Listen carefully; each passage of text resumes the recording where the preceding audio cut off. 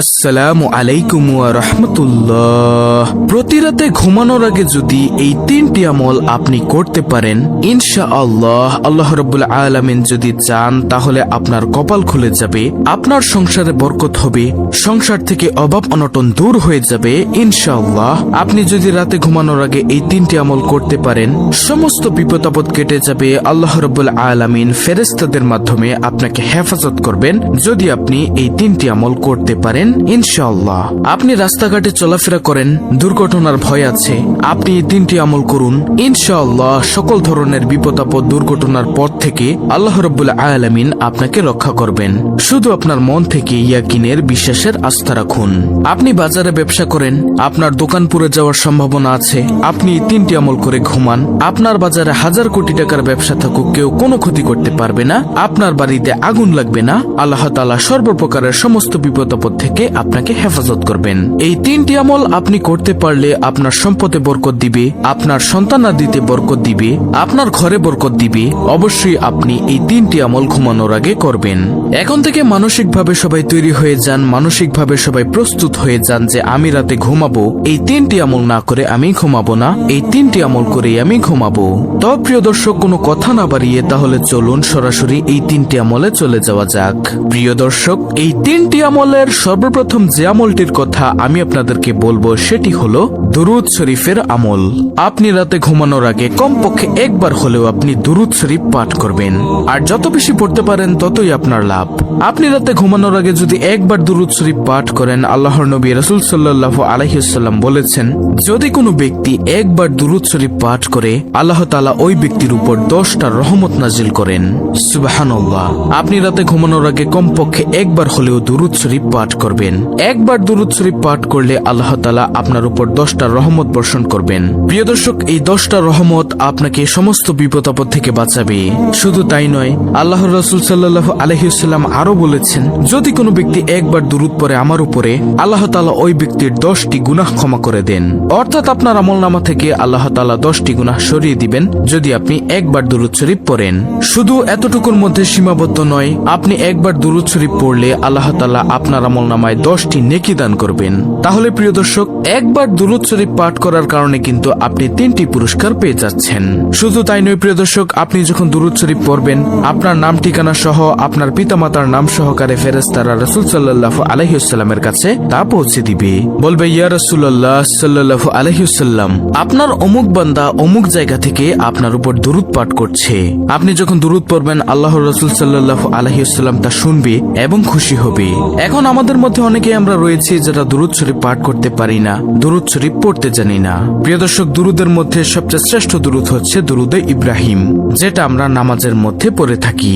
আপনি যদি দুরুদে ইব্রাহিম পড়তে না পারেন, তাহলে সবচেয়ে ছোট দুরুদ যেটা সাল্লাল্লাহু আলাইহি ওয়াসাল্লাম, এটা পাঠ করলেও কিন্তু আপনার দুরুদ আদায় হয়ে যাবে। তো প্রিয় দর্শক, 3টি আমলের মধ্যে এই হলো সর্বপ্রথম নম্বর আমল, দুরুদ শরীফ।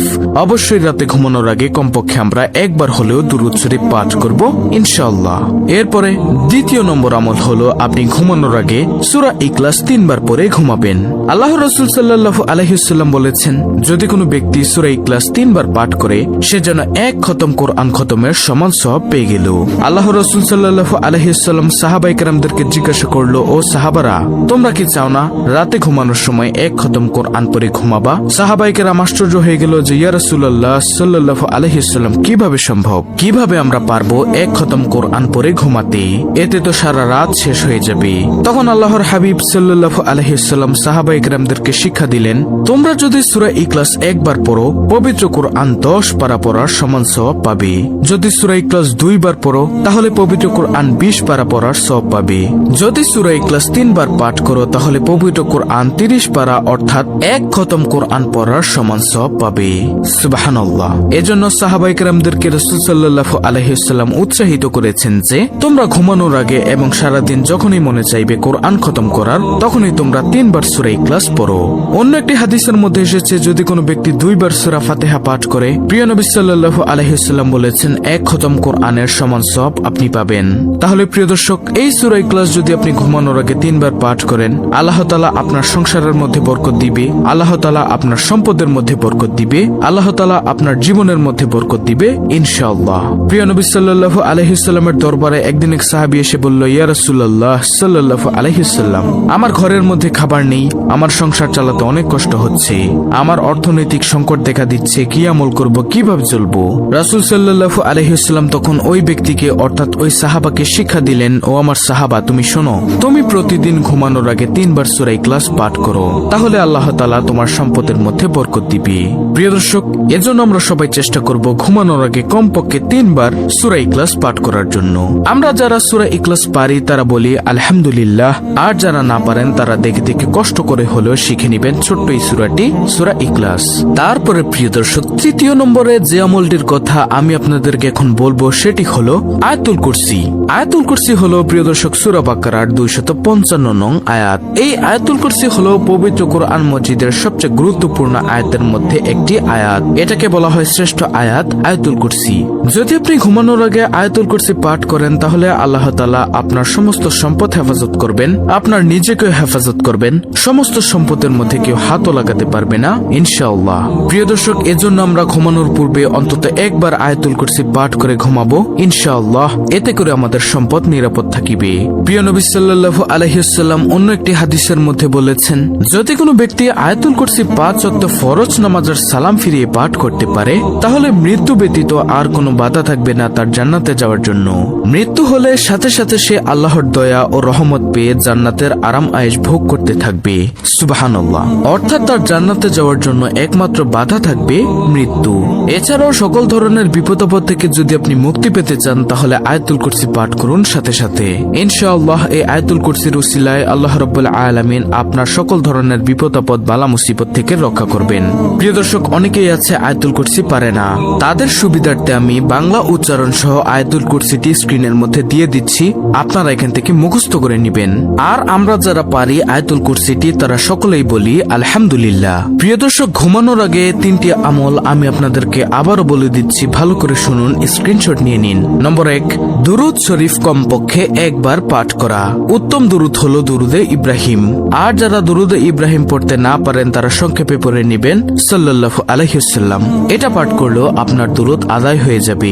নম্বর 2, কমপক্ষে সূরা ইখলাস 3 বার পাঠ করা। নম্বর 3, আয়াতুল কুরসি পাঠ করা।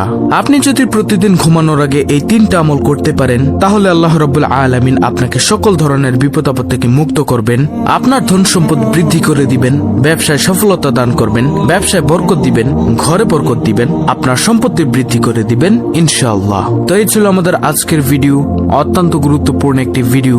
ভিডিওটি ভালো লাগলে অবশ্যই চ্যানেলটিকে সাবস্ক্রাইব করে পাশে থাকা বেল বাটন অল বাজিয়ে দিবেন, ভিডিওটিতে একটি লাইক দিবেন এবং কমেন্টে আমিন লিখবেন এবং অন্য মুসলিম ভাই বোনদের কাছে ভিডিওটি শেয়ার করে দিবেন যেন তারাও দেখে শিখে এই 3টি আমল করতে পারে। আল্লাহ রাব্বুল আলামিন আমাদের সকলকে এই 3টি আমল সহিহ শুদ্ধভাবে করার তৌফিক দান করুন, আমিন।